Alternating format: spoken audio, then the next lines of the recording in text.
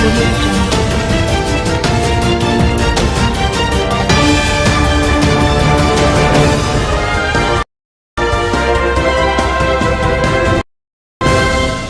the 8th largest economy in Africa with a GDP of 115 billion US dollars.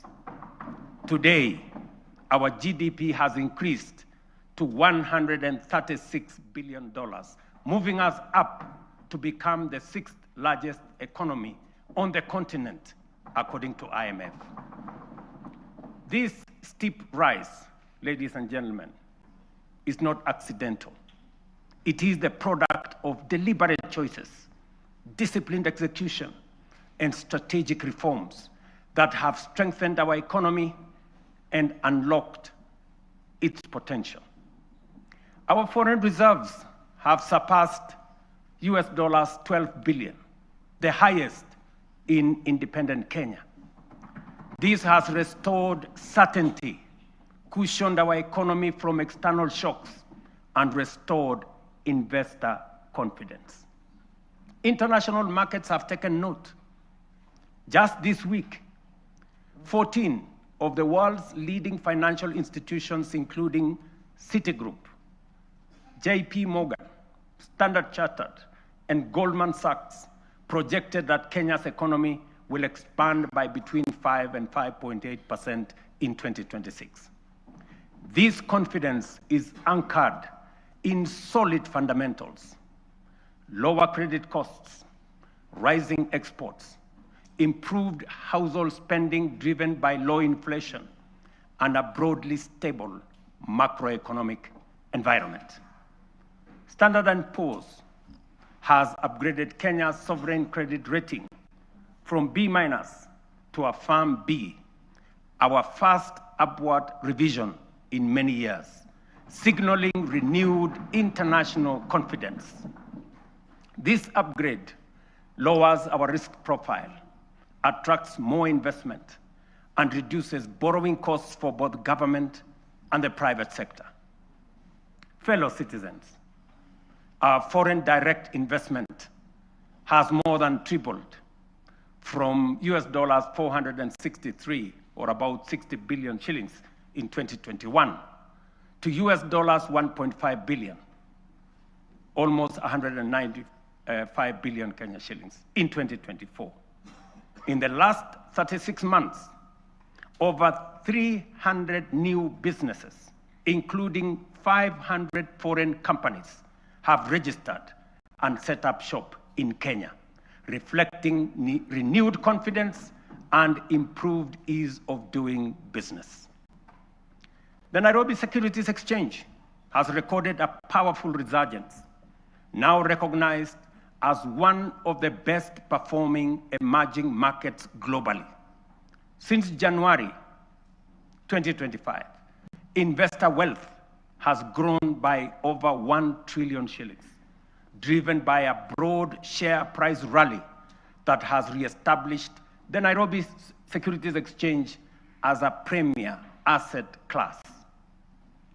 The NSE is on track for its strongest performance in over a decade, building on last year's remarkable gains. This renewed vibrancy is a clear vote of confidence in Kenya's direction and in the reforms we have undertaken. In short, Mr. Speaker, honorable members, the world's most respected economic assessors and market sentiment are affirming that what we already know, that our economy is strengthening, our prospects are brightening, and confidence in Kenya is rising. Our critics, the high priests of eternal pessimism, who criticize without responsibility and tear down without offering alternatives, will want you to believe that our economy is going in the wrong direction. But while everyone may speak their mind, and that is the beauty of our democracy, no one is entitled to manufacture self-serving falsehoods and traffic them as facts.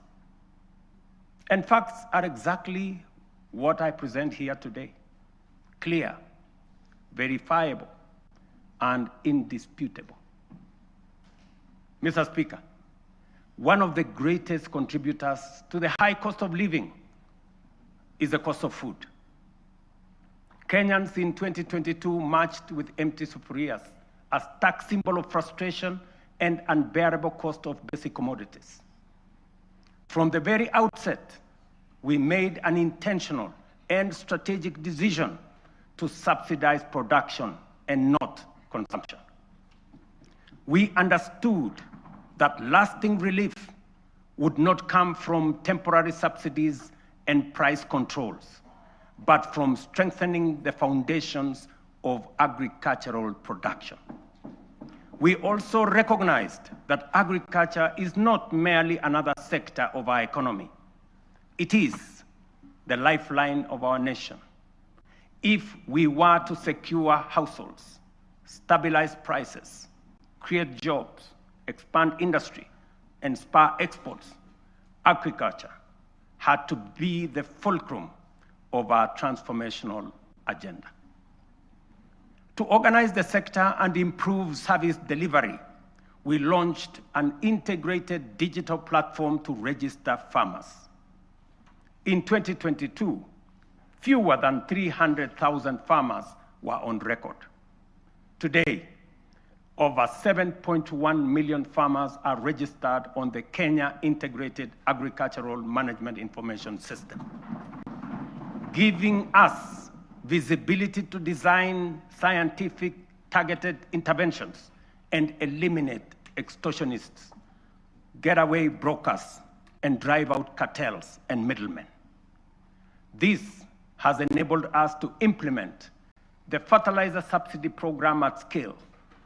To date, over 21 million bags of affordable fertilizer have been distributed, reducing the price by nearly 2/3 and saving farmers Kenya shillings 105 billion so far. This year alone, we delivered 7 million bags of fertilizer and 35 million kilos of certified seed. And next year in 2026, we plan to distribute 12.5 million bags across all the 1,450 wards, ensuring every farmer has access to affordable inputs. The impact has been phenomenal. Productivity in all our agricultural sectors has gone up. National maize harvests have risen from 44 million bags in 2022 to 67 million bags in 2024, setting the stage for a historic harvest this year of 70 million bags. The results are visible in markets and homes. The price of a 2-kilogram packet of flour has fallen from what it was 250 in 2022 to as low as 130 today. For millions of households, this is meaningful daily relief. The transformation across our value chains is equally compelling. Tea production has grown, with earnings rising from Kenya shillings 138 billion in 2022 to Kenya shillings 215 billion in 2024, a 56% increase. The coffee sector, once on the brink of collapse, is roaring back. Nearly 50,000 seedlings have been